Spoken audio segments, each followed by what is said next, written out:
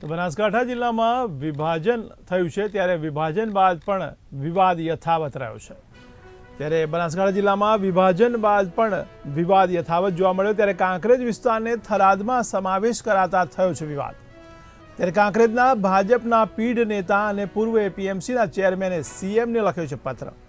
ત્યારે કાંકરેજના બનાસકાંઠા જિલ્લામાં યથાવત રાખવા માટે કરાઈ છે માંગ।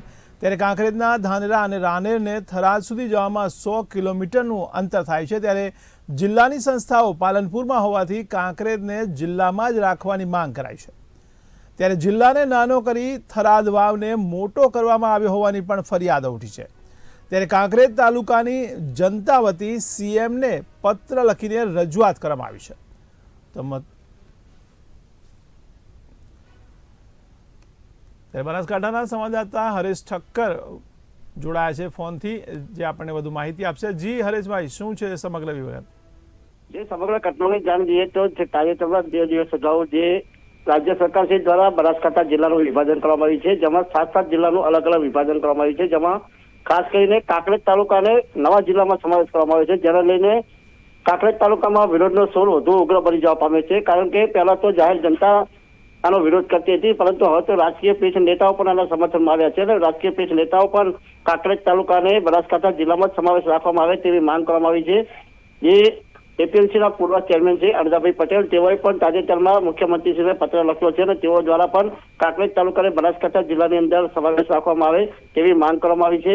ખાસ કરીને બનાસકાંઠા જિલ્લામાં કાંકરેજ તાલુકો એ બનાસકાંઠાની નજીક હોવાથી અને તમામ સરકારી કચેરીઓ નેશનલ હાઈવે હોવાથી તમામ કામગીરી એમને એકદમ સરળતાથી મળી શકે છે। જો થરાદમાં સમાવેશ કરવામાં આવે તો થરાદમાં વધુમાં વધુ લોકો ત્યાં દૂર જવું પડશે અને તેમને અગવડતા પણ સહન કરવી પડશે, જેને લઈને આ લોકોનો વિરોધ જોવા મળી રહ્યો છે। જી, તો આ વિરોધને લઈને તેમણે પત્ર લખ્યો છે, ત્યારે કોઈ માહિતી બહાર આવી શકે છે ખરા? અત્યારે તો એ પત્ર લખ્યો છે, મુખ્યમંત્રી સુધી પહોંચી ગયો છે એવો કહી રહ્યા છે, પરંતુ આવા પત્ર તો અનેક આવે અને અનેક જતા રહ્યા છે।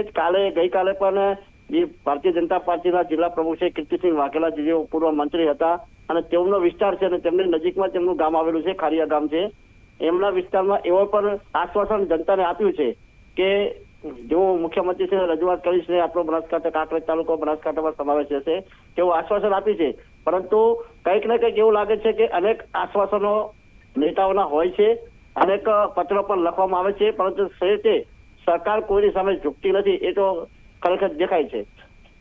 તો બનાસકાંઠા જિલ્લાને નાનો કરીને થરાદ વાવને મોટો કરવામાં આવ્યો હોવાની પણ આક્ષેપ કરાયા છે, તેને લઈને શું કહી શકાય? ખાસ કરીને જે બનાસકાંઠાની જે થરાદ અત્યારે નવો જિલ્લો બનાવવાની વાત થઈ રહી છે, તેની અંદર ખાસ કરીને વિધાનસભાના અધ્યક્ષ શંકરભાઈ ચૌધરી ત્યાં ધારાસભ્ય છે અને ત્યાં વધુમાં વધુ લોકોને ત્યાંથી સુવિધાઓ મળી રહે। તાજેતરમાં આરટીઓ પણ ત્યાં લાવ્યા છે, મલ્ટી સ્પેશિયાલિટી હોસ્પિટલ પણ ત્યાં લાવ્યા છે, ઇમરજન્સી સેવા હોસ્પિટલ જે પ્લેનના માધ્યમથી સેવા મળી રહેશે તેવી પણ સુવિધાઓ ત્યાં ઉપલબ્ધ કરાવી છે।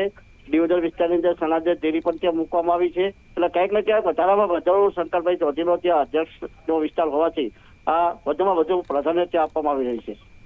જી હરેશભાઈ, સમગ્ર માહિતી બદલ આપનો આભાર। Thank you.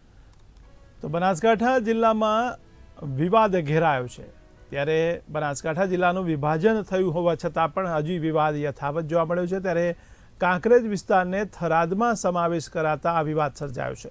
ત્યારે કાંકરેજના ભાજપના પીઢ નેતા અને પૂર્વ એપીએમસીના ચેરમેને સીએમને પત્ર લખ્યો છે। ત્યારે કાંકરેજને બનાસકાંઠા જિલ્લામાં જ યથાવત રાખવા માટેની માંગ કરાઈ રહી છે।